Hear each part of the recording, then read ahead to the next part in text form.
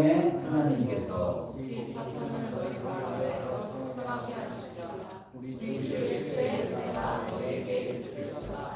아멘, 아멘, 아멘.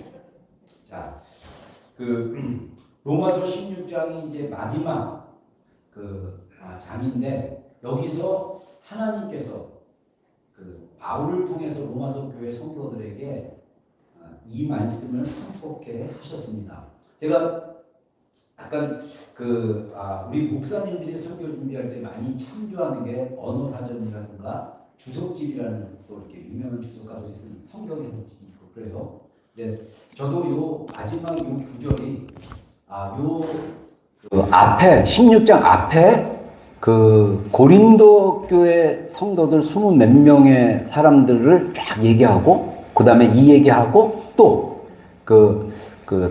또 다른 성도들에 대한 문안 인사를 해요. 그러면서 존 스토트라는 영국의 굉장히 유명한 설교 강해자이면서 굉장히 유명하신 분인데 이분이 뭐라고 얘기하냐면 여기서 딱 왜 이거를 여기다가 딱 중간에 인사하고 서신서에 보통 사도 바울의 마지막 인사 때는 다 인사로 끝나거든요.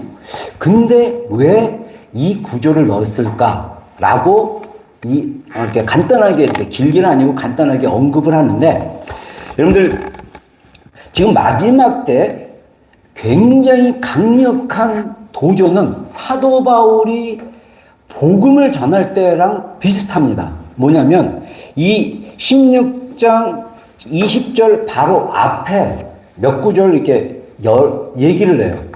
어떤 것을 얘기하냐면 로마 교회 안에서도 복음이 아닌 가짜 진리가 이미 퍼졌기 때문에 그것에 대해서 경고하는 거다라고 이야기를 합니다. 그러면서 그 마귀는 성도들로 하여금 우리의 삶이 하나님께 향하지 않게 하기 위해서 엄청난 공작을 하고 엄청나게 공격하고 있습니다. 그래서 마귀의 공격하는 포인트가 여러분들 어디입니까? 우리의 생각이에요. 우리의 마음입니다. 여러분 우리의 마음이 하나님께 고정되지 않으면 언제든지 우리가 정말 하나님의 말씀으로 살아가지 못하도록 정신없게 만들어요. 그럼 그거를 우리가 인지해야 합니다. 그래서 평강의 하나님이 사탄을 너희 발 아래 상하게 하실 것이다. 자, 여기서 발 아래 상하게 한다라는 구조는 창세기 3장 15절쯤에 아담과 하와가 선악과를 따먹고 범죄하고 나서 죄가 들어왔어요. 그랬을 때 하나님이 경고로 했던 것 중에 하나가 뭐냐면 여자의 후손이 뱀의 머리를 깨트릴 것이다라는 그 말씀의 실현을 얘기합니다. 그래서 우리가 2차 대전 때 전쟁하는 거를 통해서 우리가 영적 전쟁에 이렇게 비교하는 게 있는데 이 독일이 유럽을 막 그렇게 점령했잖아요. 그래가지고 프랑스도 점령당하고 네덜란드도 점령당하고 막 그랬는데 연합군이 노르망디라는 프랑스의 한 지역을 탈환을 해가지고 거기서부터 이제 쭉 점령을 해나갔어요. 다시 독일에게 빼앗긴 땅들을 막 빼앗는데 그날을 뭐라고 그러냐면 디데이라고 그래요. 디데이. 디데이는 뭐냐면 딱 노르망디에 상륙해서 시작된 날. 자, 하나님께서는 우리의 마음 속에 예수 그리스도의 십자가의 죽으심으로 그리고 부활하심으로 이 마귀의 강력한 권세를 딱 깼어요. 이게 D-Day입니다. 그리고 V-Day가 있습니다. V-Day는 뭐냐? V-Day는 완전히 승리하는 날이에요. 그래서 유럽이 독일로부터 잠깐만 이게 마이크가 아직 건전지가 없어서 그러네. 네, 저걸 줘보실래요? 미안합니다. 건전지가 많았었는데. 네. 여기 있어. 건전지가. 네, 여기 있습니다. 네, 여기 있어요. 네, 여기 있어요. 감사해요. 자, 그래서 이 V-Day는 뭐냐면 유럽이 완전히 독일의 독일의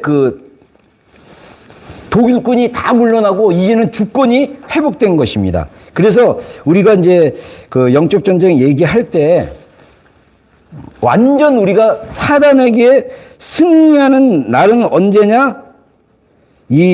완전히 승리하는 날은 예수님이 다시 오시고 우리가 이제 정말 이제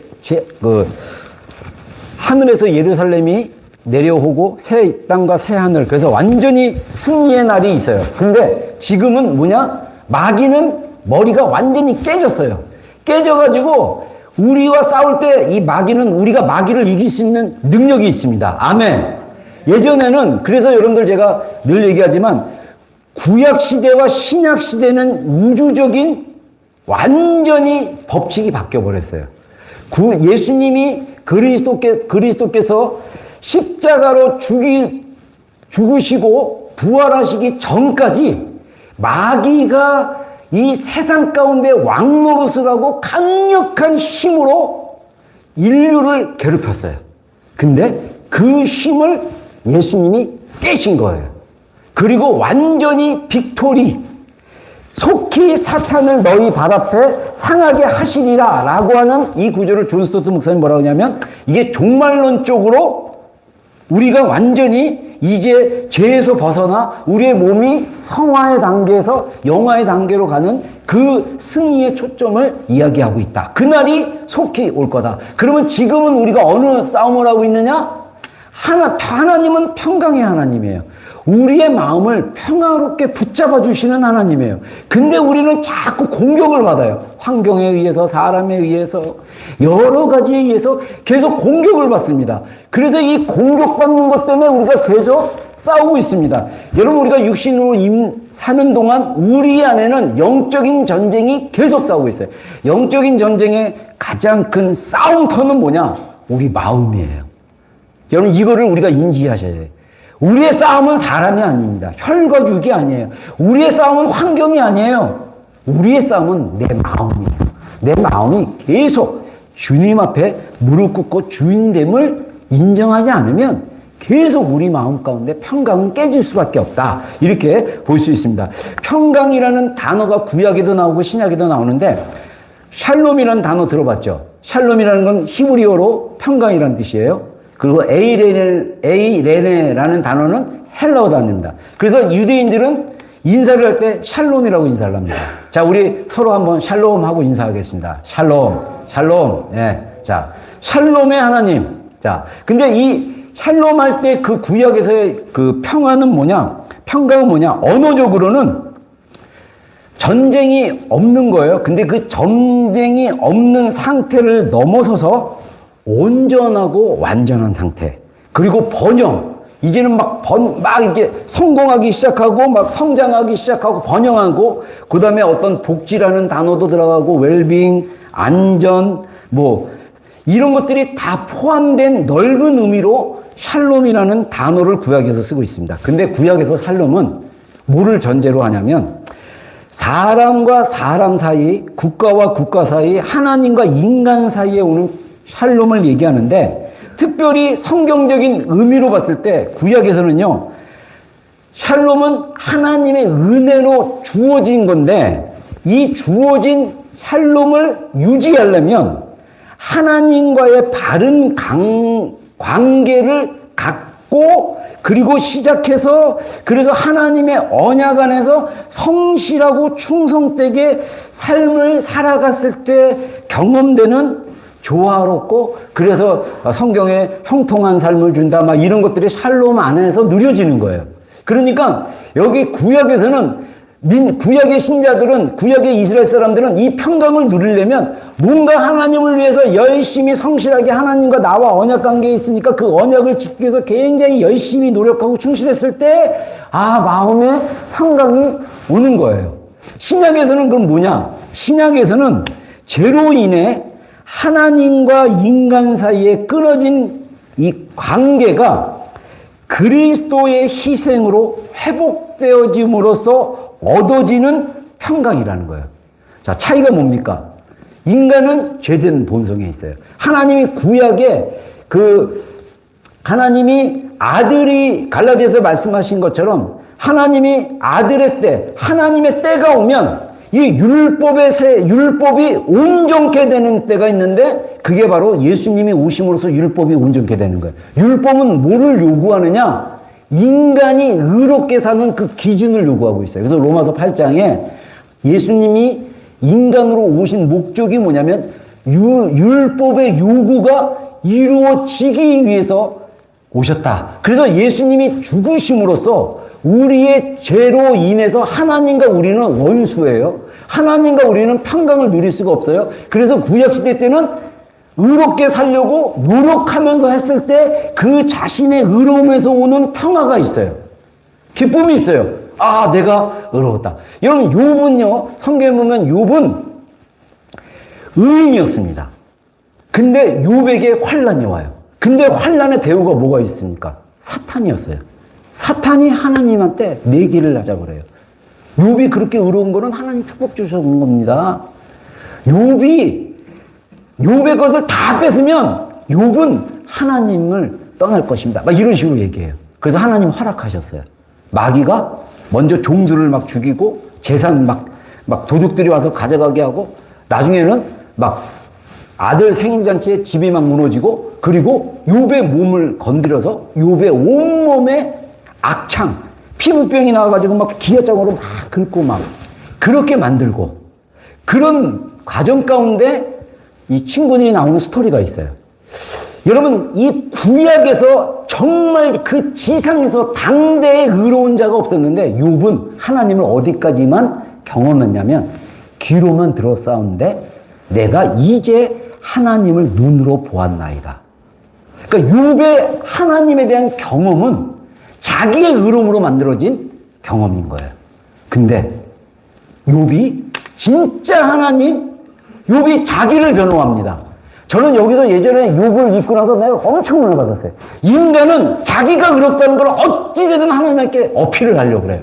근데 욥에게 하나님이 욥기 마지막 한 3장 정도에 하나님이 욥에게 얘기합니다. 욥아, 일어나! 산의 대장부처럼 허리를 매라. 그리고 네가 이 물의 근원을 아느냐? 이 물이 비가 돼서 땅으로 흘러가는데 이게 어디로 가는지 아느냐? 이러면서 하나님이 천지창조의 이야기하면서 인간으로 이 근원에 대한 이야기들을 3장에 거쳐서 말씀하십니다. 그러니까 욥이 거기서 회개하고 내가 하나님을 귀로만 알았사온데 들었사온데 이제 눈으로 되었나이다. 욥이 회개하고 친구들과 화목의 제사를 드리고 그리고 욥이 다시 축복을 받아 그 전에 잃었던 거에 10배의 축복을 받는 이야기가 마지막 욥기에 나와요. 여러분, 제가 왜 이야기를 합니까? 우리가 이미 그리스도가 오신 게 바로 평강의 상태인 거예요. 근데 이 평강이 회복된 상태인 거예요. 영적으로. 근데 우리가 이런 영적인 평강을 못 누리고 있다는 거예요. 그래서 헬라어에서 말하는 평강은 특별히 그리스도께서 오셨다는데 내적인 평안을 강조합니다. 우리 내면이 평안해져야 돼요. 내면이 그냥 정말 평강해지는 게 굉장히 중요합니다. 그리고 공동체 안에서 서로 화합하고 사랑하고 그리고 함께 평화롭게 조화롭게 사는 거. 이런 평강은 나 혼자 평강하니까 나 평강한데 뭐 남들 막 괴롭히는 평강이 아니에요. 남들과 더불어 함께 좋아하고 함께 하모니를 이루는 거. 가정 안에서 남편이 평강이 있고 아내가 평강이 있다. 그러면 그들이 화평케 하는 자가 돼야 되는 거예요. 그래서 예수님이 8가지 복을 말씀하실 때 화평케 하는 자, 피스메이커는 하나님의 아들이라 일컬음을 받게 될 것이다. 먼저 우리가 예수님이 십자가로 이루신 평화, 이 평강이 내 안에 있다라는 걸 인식하고 우리가 그 평화의 내적인 안정을 내 안에 우리가 계속 유지하고 경험하고 가는 게 굉장히 중요하다는 것입니다. 그래서 이 평강이 있는 아내, 평강이 있는 남편, 이 가정 안에 세워지기 시작한다면 그 가정에는 분란이 있고 괴로움이 있어도 그 가정을 잠잠케 할 수 있는 능력이 생기는 거예요. 막 진짜 세상 말로 저도 아이들 3명 여기 데리고 와서 키우면서 어쩔 때는 막 정말 너무 지옥 같더라고요. 너무 괴로워. 이것도 안 되고 저것도 안 되고. 근데 어느 순간에 사모가 막 나서서 막 이래서 이렇게 해서 딱 했는데 갑자기 평화가 와요. 할렐루야. 여러분, 가정이 천국이 돼야 돼요. 우리의 삶이 천국을 누리는 삶이 돼야 돼요. 그래서 우리가 정말 하나님의 평강을 누리는 삶을 살아야 된다. 왜? 예수님은 평강의 왕이신 거예요. 자, 이사야서 9장 6절 우리 한 목소리로 읽겠습니다. 시작. 이는 한 아기가 우리에게 낳고 한 아들을 우리에게 주신 바 되었는데 그 어깨에는 정사를 메었고 영존하신 아버지라 평강의 왕이라 할 것임이라. 자, 이사야가 예수 임마누엘 메시아가 오시는 것을 예언했을 때 막 여러 가지 표현을 했는데 여기서 중요한 포인트 중에 하나는 뭐냐면 정사. 정사는 정치적으로 그리고 권세적으로 영적인 권위를 가진 거예요. 가지셨고 그 다음에 평강의 왕이다. 평강의 왕자다. 이런 말씀을 하십니다. 그래서 우리가 평강을 유지할 수 있는 가장 기초적인 작업은 예수님이 나의 왕이 되시고 나의 주관자가 되시는 것을 인정하기 시작할 때 평강이 오는 거예요. 자, 아까 제가 비유적으로 예수님이 십자가에서 죽으신 것이 율법의 요구를 얻었다고 하는데 제가 지난주에 아주 재밌는 경험을 했습니다. 이게 값을 지불하고 얻는 평강이에요. 무슨 말이냐면 예수님의 구원이 예수님의 피값으로 지불을 했단 말이에요. 근데 우리가 그래서 예수님이 이미 하나님과 우리를 화해시키고 평강 안에 누리도록 하는 거예요. 근데 우리 마음속은 자꾸 하나님이 불편하고 우리의 삶이 자꾸 이렇게 안정되지 못하는 것처럼 살아가요. 그 이유 중에 하나가 뭐냐면 값을 지불한 것을 자기가 딱 클릭하는 게 필요합니다. 제가 한 2주 전에 어떤 목사님을 통해서 마이크로소프트에서 그 PPT부터 해갖고 거기서 제공하는 많은 것들이 있는데 그거를 이 비영리 단체, 교회나 선교단체나 이렇게 신청을 하면 해준다 그래가지고 그분한테 설명을 듣고 혼자 이제 이렇게 신청했더니 이틀 만에 나온 거예요. 그래서 나와서 쫙 하라는 대로 했는데 제가 마지막에 다 하라는 대로 했는데 PPT가 안 되는 거예요. 그게 지난주일 전이었는데 그래서 저랑 친한 목사님 미리 했다 그래서 그분한테 막 해가지고 했는데 이게 안 돼요. 근데 제가 쓰던 이 PPT가 딴 데서 한 건데 그건 이제 완전히 로그아웃 시키고 하려고 그러는데 이게 PPT가 이게 안 되는 거예요. 그 목사님은 토요일날 오후에 그런 거예요. 목사님, 지금 이게 잘 안 되니까 왜 안 되는지 잘 모르겠는데 같이 줌으로 막 했는데 제가 계정 만들어갖고 막 이게 제가 이제 어드민으로 해가지고 들어갔는데 거기에 뭐라고 나오면 노 라이센스라고 나온 거예요. 분명히 이건 허락했는데 그러니까 그분도 이해가 안 된다는 거예요. 그러면서 지금 급하니까 저희 계정 쓰세요 해서 그 교회 계정으로 들어가고 제가 이제 PPT 만들고 막 그랬어요. 그리고 나서 제가 다시 막 하다가 도저히 안 돼갖고 저를 알려준 더 전문가인 목사님 있었고 그분한테 SS를 해가지고 다시 줌으로 초대해가지고 그분이 목사님 그러면 처음부터 다시 시작해서 이렇게 천천히 하시면 돼요. 이렇게 하다가 한 가지를 제가 빼먹은 거예요. 한 가지를 빼먹은 게 뭐냐면 이 마이크로소프트에서 이렇게 들어가면 저기 안에 이제 어드민 쪽으로 들어가면 그걸 사야 돼요. 그래서 우리는 저희 교회가 비즈니스 비영리 단체로 비즈니스 베이직을 살 수 있어요. 근데 제가 얼떨결에 딴 걸 했는데 카드를 다 저장을 했거든요. 근데 한 5불짜리가 있다고 해서 제가 이거라도 해보자 했는데 그게 되더라고요. 그래서 돼가지고 카드 다 입력하고 딱 누르려다가 이거 누르면 매달 5불씩 내는 건데 우리 이거 하나도 안 내는 건데 왜 이걸 내야 되지? 그래서 이거는 프리미엄 쪽이거든요. 그래서 일단은 냅둬야겠다. 그리고 안 된다 그런 거예요. 그랬더니 그분이 그거를 눌러보세요. 그랬더니 베이직이 다른 보니까 나중에는 버튼이 누르면 이게 계속 가게 돼 있어요. 툭툭툭툭툭 그러니까 핵심은 뭐냐면 영원이라도 내 카드, 교회 카드를 놓고 영원이라도 클릭을 해가지고 결제를 해야 되는 거야. 근데 나는 이게 안 되니까 5불짜리라도 해가지고 막 하려다가 자신이 없어서 못했거든요. 저는 여기서 딱 어떤 생각이냐면 우리가 믿는다라는 것은 이미 하나님이 공짜로 주신 거예요. 내가 클릭을 해야 돼. 카드를 넣어서. 뭐냐? 그래서 우리가 성경에서 말하는 대가지불이 있는 거예요. 우리가 하나님의 평강을 누리려면 우리의 마음의 주인됨을 내려놓으셔야 돼요. 여러분, 인간은요, 엄청난 이기적이에요. 인간은 죄인인 거예요. 여러분, 정말 사랑이 클수록 섭섭하면요, 정말 괴롭습니다. 그래서 우리 한문 용어로 애증이라는 단어가 있어요. 사랑과 증오. 사랑과 증오는요, 동전의 양면과 같아요. 증오가 있다는 것은 사랑한다는 의미예요. 사랑하는데 화가 나고 미흡다라는 것은 사랑이 있다라는 거예요. 근데 하나님은 그 증오를 사랑으로 바꾸신 거예요. 그러려면 우리가 어떻게 해야 되냐? 이 증오를 하나님의 핏값으로 값집을 냈다라는 걸 인정하시고 대가 지불을 해야 되는 거예요. 이거를 지불, 그래갖고 어젠가 딱 인보이스가 왔어요. 0원. 그러면서 그거 알려준 목사님이 매달 목사님 인보이스가 0원으로 올 거예요. 여러분, 우리가 지불할 게 하나도 없어.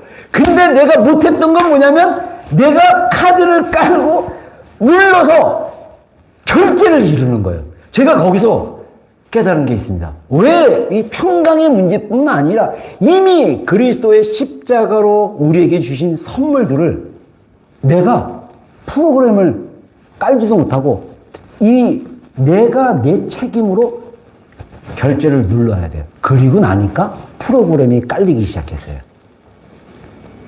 우리 안에 마이크로소프트가 공짜로 교회에게 주는 것처럼 무궁무진한 자원이 있어요. 그게 풀려야 됩니다. 여러분, 우리 하나님의 형상으로 지음받은 인간은요, 엄청난 존재예요. 엄청난 존재. 나는 엄청난 존재인 거예요. 하나님이 우리 안에 능력을 주실 수 있는 자원이 있어요. 근데 그 자원을 내가 어떻게 끌어내고 할지를 모른다는 거예요. 반드시 여러분, 저는 이거를 어떻게 생각하냐면 구원의 체험이라 그럴까? 하나님을 체험하는 정말 설명이 필요 없어요. 뭐 설명할 거 없어요. 하나님이 나를 구원했다라는, 그래서 하나님이 내 안에 계신다라는 확신. 이게 있으면요, 그다음부터 내 안에 엄청난 자원이 다운로드 돼가지고 엑셀도 쓰고 마이크로소프트 쓰고 막 이렇게 자원이 있는 거예요. 근데 우리는 그걸 갖다가 내가 돈 들여서 매달 1년에 100몇 불인데 막 매달 20불이든 30불이든 계속 주면서 사는 거예요. 그게 적절한 비유로 여러분들이 느껴지지 못하겠지만 나는 은혜 받고 있어요. 여러분, 진짜 영적인 세계도 평강이라는 하나님의 엄청난 축복을 주셨어요. 그럼 우리가 뭘 해야 되냐? 내 안에 대가지불, 영원이야. 내가 버튼을 눌러야 돼. 다운로드 돼. 이 작업이 필요한 거예요. 왜 많은 사람들이 괴로워하고 힘들어하고 있습니까? 여러분, 정말 예수님을 왕으로 인정하고 내 자신이 그 예수님 앞에 나 자신이 내려놓는 삶을 해야 이거는 내가 하는 작업이에요. 이걸 하지 않으면 자꾸 우리가 옛날로 돌아갈 수 있어요. 평강을 유지하기가 힘듭니다. 그래서 하나님의 나라는 먹는 것과 마시는 것이 아니요 오직 성령 안에 있는 의와 평강과 희락이라. 의는 칭의. 의롭게 되는 것은 성화. 완전하게 우리가 거룩한 상태로 변하는 것은 영화. 그래서 우리가 첫 번째부터 나의 의는 구약시대 때처럼 그 하나님과 자꾸 뭔가 열심히 몰래서 증명해 보이는 의가 아니라 율법 아래 갇힌 율법을 지킴으로써 세워지는 의가 아니라 이미 율법을 완성시키고 하나님이 우리를 의로운 자로 여기시고 내가 거룩하니 너희도 거룩하다라는 하나님이 너는 거룩한 자녀다, 거룩한 성도라고 선언한 것을 내가 믿고 그 의로움, 나의 직위는 하나님의 의로운 존재다. 근데 우리 안에 육신 가운데 죄의 본성이 아직 남아있어요. 이거는 죽을 때까지 해결되는 본성이 아닙니다. 이거는 기독교 기본적인 신학적 개념입니다. 우리 안에 죄된 본성이 있어요. 죄를 더 좋아해요. 그래서 그 죄를 향하는 그 본성을 사도 바울의 고백처럼 날마다 나는 죽노라. 뭐냐? 죄를 향한 나의 본성은 날마다 죽는 것을 나는 계속 실행하고 있다. 그러니까 주님 앞에 죽는 거.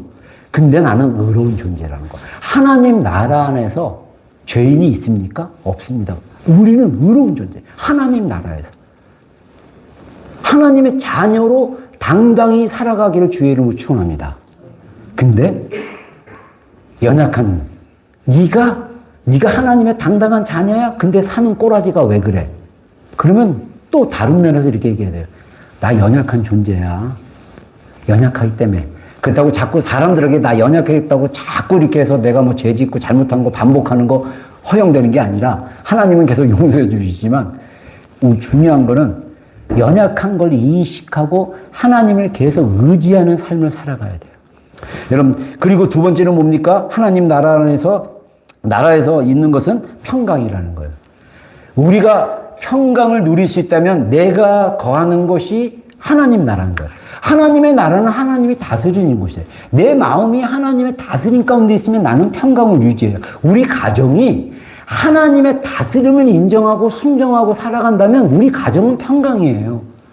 여러분 살아오면서 지옥을 많이 경험했잖아요. 어렸을 때도 그러잖아요. 어렸을 때도 엄청난 지옥과 괴로움과 고통을 학교 가서도 그렇고 어디 가서도 그렇고 계속 괴롭고 힘들어요. 근데 그 현장 속에 있을 때 내가 하나님의 평강을 유지할 수 있다면 밖은 내가 일하는 일터는 지옥 같고 내가 머무는 그 어떤 장소로 갔을 때 막 지옥 같은 그 고통의 환경에 있을지라도 내가 하나님의 평강을 유지하고 있다면 오늘 우리가 예배로의 부르심 시편 23편 다윗이 고백한 것처럼 내가 사망의 음침한 골짜기로 다닐지라도 주의 지팡이와 막대기가 나를 보호하십니다. 아멘. 그러면 우리가 평강하지 않을까요? 그럼 평강이 어디서부터 옵니까? 하나님부터 오는 거예요. 이미 사실은 주어졌어요. 에이레네는 이미 우리 안에 있어요. 근데 우리가 이걸 작동시키고 누리는 방법을 모른다는 것뿐이에요. 그리고 평강 안에는 또 뭐냐? 하나님 나라에는 기쁨이 있다는 거, 희락. 그래서 지난주에 나눴던 소망에서 그 기쁨, 그 모든 기쁨을 넘치게 한다. 기쁨, 카라. 이거는 선물로 주는 거예요. 내가 만드는 기쁨이 아닙니다. 우리가 여러분들 기쁨을 따르려고 막 웃는 거 많이 보잖아요. 막 웃고 막 그냥 쇼츠 보고 웃고 막 유튜브 보고 웃고 저도 가끔 유튜브를 하는데 절제하면서 하고 있습니다. 그 컬투인가 뭐 이렇게 웃긴 애들이 있어요. 라디오 방송. 그러니까 사례들을 막 해가지고 웃기는데 막 어쩔 때는 너무 웃겨요. 막 그 내용이. 있었던 해프닝을. 그래서 누구한테 얘기했더니 그러더라고요. 거기에 좀 이렇게 조미료 쳐가지고 진짜는 안 그런데 웃기게 하려고 그럴 수도 있어. 그런데 그 일들이 웃겨요. 이거는 카라가 아닌 거예요. 사실은. 카라는 하나님이 주신 선물인 거예요. 하나님의 선물로 기쁜 거예요. 어느 날 기대하지 않았는데 누가 나한테 뭐를 이렇게 쫙 사랑으로 대해주고 이렇게 해줬어요. 그때 내가 기쁘다. 선물인 거예요. 누구? 그 사람을 통해서 하나님이 선물을 준 거예요. 갔더니 오늘 회사 분위기가 되게 좋아. 사람들이 굉장히 기분이 좋아. 그래서 나도 기분이 좋아. 카라. 내가 만든 게 아니잖아요. 사람들 안에서 하나님이 주신 어떤 선물이 있어요.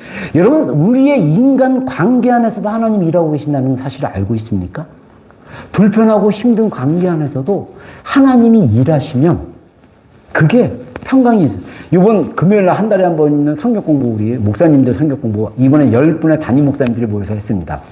그래서 막 그전에 이렇게 막 우리가 이제 미리 이제 좀 늦게 온 분들 기다리면서 막 얘기하다가 갑자기 인도자 목사님이 저한테 신 목사님 기도해 주세요. 그러니까 저도 막 이렇게 막 재밌게 얘기하다가 갑자기 딱 기도시켜가지고 내가 갑자기 제 안에 평강이 오면서 제가 목소리를 최대한 깔았어요. 목소리를 깊게 깔고 하나님 이러면서 기도를 했어요. 토론이 활발하게 하시고 또 인도자 우리 목사님에게 지혜를 주셔서 오늘 목사님들이 우리가 이제 그 하나님의 성품이라는 교재를 가지고 공부하는데 거룩이라는 주제를 가지고 했는데 이 거룩에 대한 주제를 잘 이해하고 머리로 이해하는 게 아니라 마음으로 우리 깊은 영혼에서 경험되어지는 공부가 되게 해주세요. 기도를 했는데 다들 오늘 토론 좋고 나는 되게 좋았다고.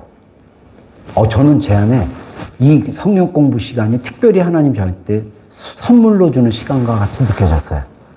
여러분, 우리의 인생은 하나님께 의탁하고 하나님을 신뢰하고 살다 보면 의외로 많은 선물들이 있다라는 것을 알게 될 것입니다. 그래서 마지막으로 평강을 유지하는 방법.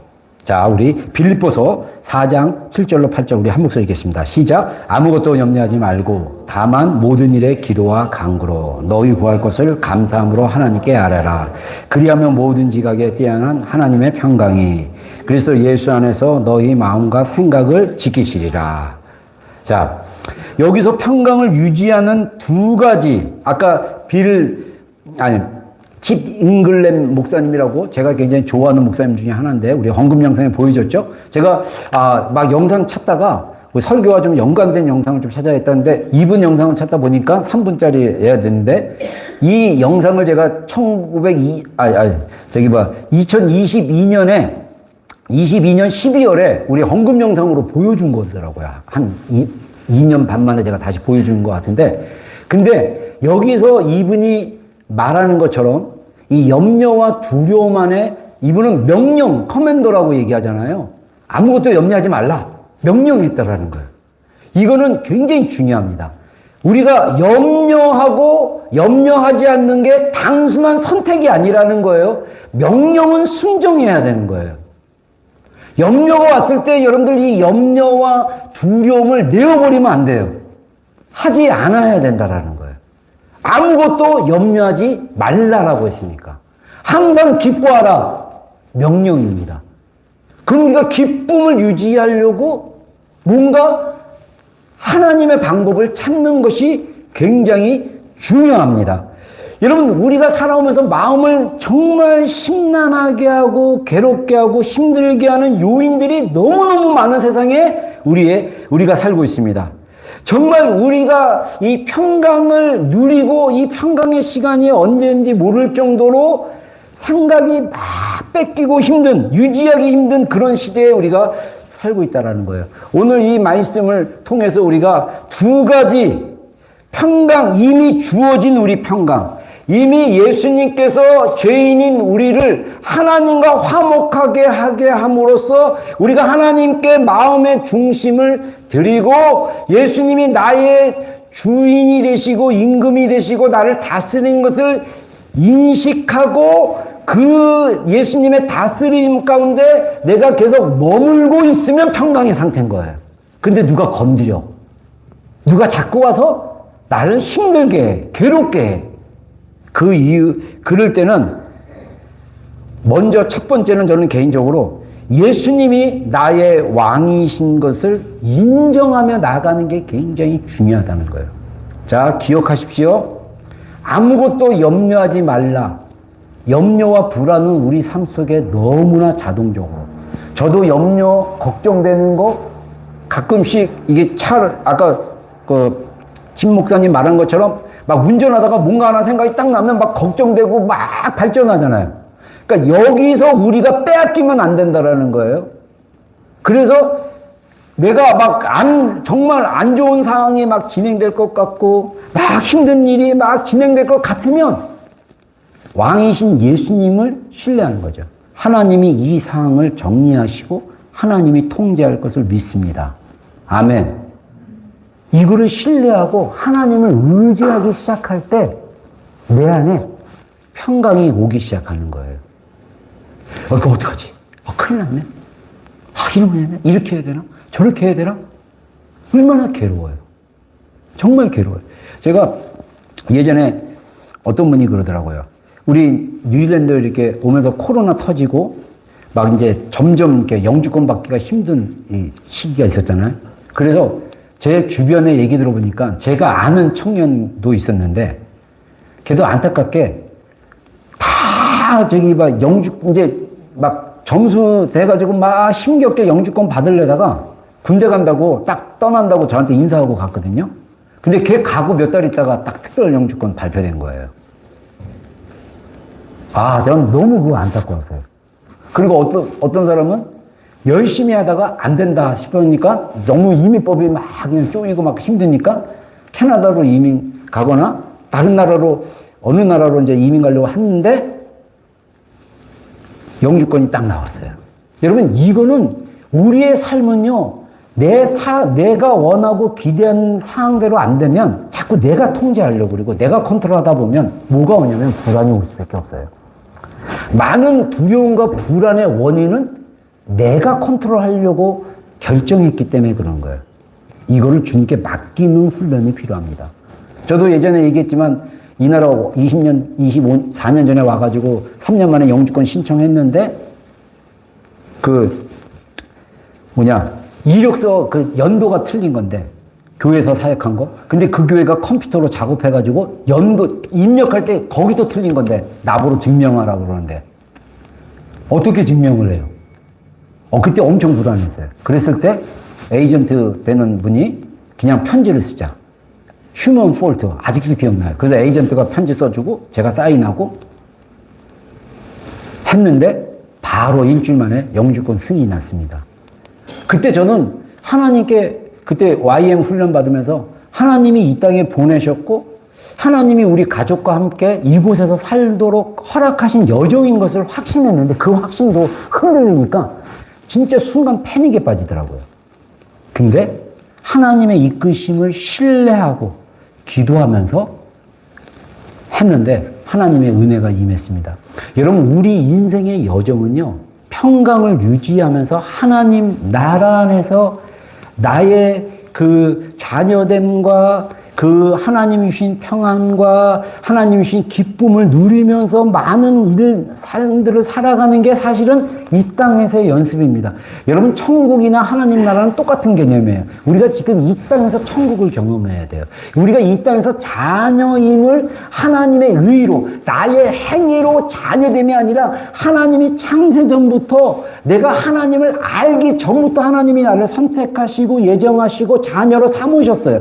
그래서 나는 우리의 인생이 거룩한 인생을 살아갈 수 있는 삶으로 부르심을 받았습니다. 그래서 그런 이 자녀됨으로 나가고 그 다음에 내 안에 내가 도저히 통제할 수 있는 상황 가운데 하나님께 올려드리고 내가 또 통제하려는 많은 욕구 때문에 나오는 이 두려움과 염려를 주님 앞에 맡기고 계속해 나갈 때 우리가 이 땅에서 천국을 경험하는 거예요. 그리고 그 안에서 주시는 하나님의 기쁨들이 있는 것입니다. 두 번째, 우리가 이 평강을 유지하려면 첫 번째는 예수님이 나의 주인이고 하나님이 나의 주도권을 가지고 계신다는 걸 인정하는 거예요. 이게 모든 인생의 문제가 다 포함됩니다. 그 두 번째는 뭐냐면 마귀에게 내 생각과 마음을 빼앗기지 않기 위해서 염려하지 않아야 돼요. 여러분, 마귀라는 표현을 썼지만 세상 안에 마귀가 아직도 계속 우리를 속이고 환경으로 우리를 계속 공격합니다. 그랬을 때 우리가 세상의 마음을 뺏기면 안 되고 마귀한테 마음을 뺏기면 안 돼요. 그러면 자꾸 이렇게 공격을 받을 수밖에 없습니다. 대신 모든 일에 기도와 간구로 하나님께 아뢰는 거, 이것은 뭐냐면 하나님께 기도하는 거, 말하는 것을 하는 것이 중요하다는 것입니다. 그래서 이 기도는 모든 종류의 기도라고 얘기합니다. 뭐냐면 대화하는 기도, 하나님과 교제하는 기도, 이런 기도들이 다 이 모든 기도 안에 들어가요. 그리고 두 번째, 우리에게 필요한 게 있어요. 간구예요. 간구는 뭡니까? 개인적으로 필요한 특별한 게 있어요. 특정된 거. 또는 원하고 기대하는 게 있어요. 그것을 간절하게 구하는 게 간구입니다. 여러분, 하나님께 구하십시오. 마태복음 7장, 누가복음 11장, 구하라, 찾으라, 문을 두드리라. 그리고 예수님 뭐라고 비유합니까? 누가 너희 중에 어떤 아버지가 자녀가 떡을 달라는데 돌을 주겠느냐. 여러분, 하나님은요, 우리에게 즐겨주시기를 원하시는 하나님입니다. 그 자녀로, 권세 있는 기도가 뭡니까? 자녀로 구하는 거예요. 자녀가 달라요. 우리가 이거를 내적으로 육신의 부모로부터, 육신의 권위자로부터 그런 것을 별로 경험하지 못했기 때문에 우리가 하나님께 나가는 것도 힘들 수 있어요. 하나님은 우리의 육신의 부모님이 부족함에도 불구하고 하나님은 완전하고 온전하신 분이에요. 하나님은 우리의 필요를 아시는 분입니다. 여러분, 그런 하나님께 구하는 게 굉장히 중요합니다. 그래서 이 모든 지각에 뛰어나신 하나님의 그 평강이라고 그랬어요. 그러면 이 하나님의 평강이 그 지각을 넘어서는 이 초월하는 어떤 거라는데, 이 지각은 우리가 이 지각, 뭐를 이렇게 깨닫고 이해하고 또 우리의 마음, 이걸로 우리가 이해할 수 있는 거예요. 근데 이 마음, 생각과 마음을 지킨다 그랬어요. 예수 그리스도 안에서 너희 생각과 마음을 지킨다. 여기서의 마음과 모든 지각이라는 원래 단어의 마음하고는 언어적으로 좀 다릅니다. 여기서 마음과 생각을 지키는데, 평강이 우리의 마음과 생각을 지키는데, 이 마음은 우리 인간의 그 존재의 자리를 얘기합니다. 그래서 우리 감정과 의지가 같이 포함돼서 우리 내면의 깊은 곳, 내면의 삶의 자리 가운데 있는, 그래서 우리의 내면의 상태나 하나님의 말씀의 그 깊은 곳에서 반응하는 것, 그것이 마음이라는 거예요. 그래서 대표적인 게 잠언 4장 23절인가? 무릇 지킬 만한 것보다 너의 마음을 지키라. 생명의 근원이 여기서 나온다. 생명의 근원은 생명, 삶의 이슈들이 다 어디서 나오냐면 마음에서 나온다는 거예요. 이게 헬라어로는 카디아고, 모든 지각은 뉴스라는 단어를 쓰는데, 그래서 이 뉴스라는 단어, 모든 지각이라는 단어는 어디에 똑같은 헬라어가 쓰였냐면 로마서 12장 2절에 이 세대를 본받지 말고 마음을 새롭게 함으로 변화를 받아라. 그러니까 우리가 마음을 새롭게 한다는 이 단어가 모든 지각이라는 단어로 나와. 영어 버전에는 understanding, 우리의 이해를 새롭게 하라는 거예요. 우리의 생각을 새롭게 하라는 거예요. 그리고 고린도전서 2장 16절에는 우리가 그리스도의 마음을 가졌느니라. 여기서 마음은 뉴스입니다. 이것은 어떤 마음이냐? 그래서 그 해설서에 보면 뭐라고 하냐면, 예수님의 그 지각, 생각, 이해, 이런 것들이 공유된다는 거예요. 그러니까 우리가 그리스도의 마음을 가졌다는 건 뭐냐면 예수님의 생각을 우리 마음에 갖는 거예요. 예수님이 이해하신 것을 우리 마음 가운데 갖는 것입니다. 여러분, 마지막 때 굉장히 중요한 이슈 중에 하나가 뭐냐면 현재 이스라엘 땅을 향한 우리의 태도라고 얘기했어요. 지금 이스라엘을 만약에 우리가 잘못 오해해가지고 세계 언론에 의해서 이스라엘은 죽일 놈이다, 나쁜 놈이다 욕하고 있다면, 여러분들은 아직 그리스도의 마음 안의 이해가 아직 열려지지 않은 거예요. 하나님은 이스라엘에게 약속한 그 영원한 약속을 아직도 변하지 않고 지키시고 신실하시게 그 약속을 향해 달려가고 있습니다. 아멘. 하나님은 이스라엘을 보호하시는 하나님이에요. 성경에 보면 이스라엘은 하나님의 눈동자와 같다라고 예언합니다.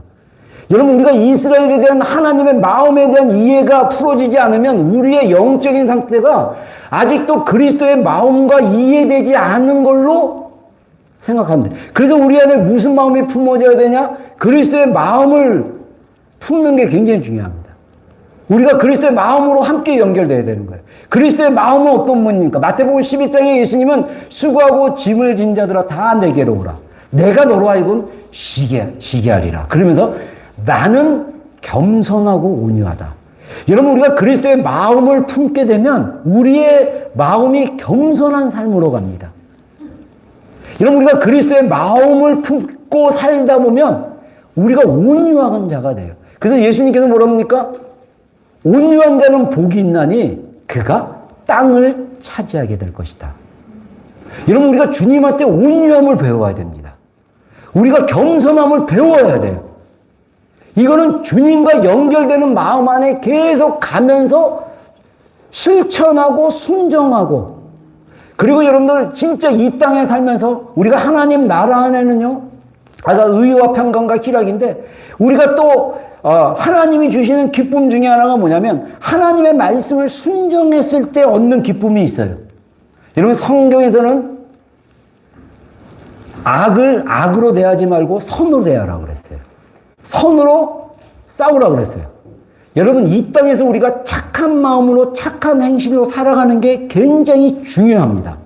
만약 여러분도 우리 마음속에 그 선한 마음 없이 막 그냥 자꾸 이렇게 이기적으로 뭔가를 하려고 하고 행동하고 막 내 것만 챙기려고 막 하고 산다면 그건 별로 좋은 마음이 아닙니다. 우리가 정말 하나님 안에서 선한 마음, 착한 마음을 유지하는 게 굉장히 중요합니다. 그래서 우리가 이 마음, 우리의 감정의 깊은 내면적인 그 마음을 이 하나님이 지키게 하신다는 거예요.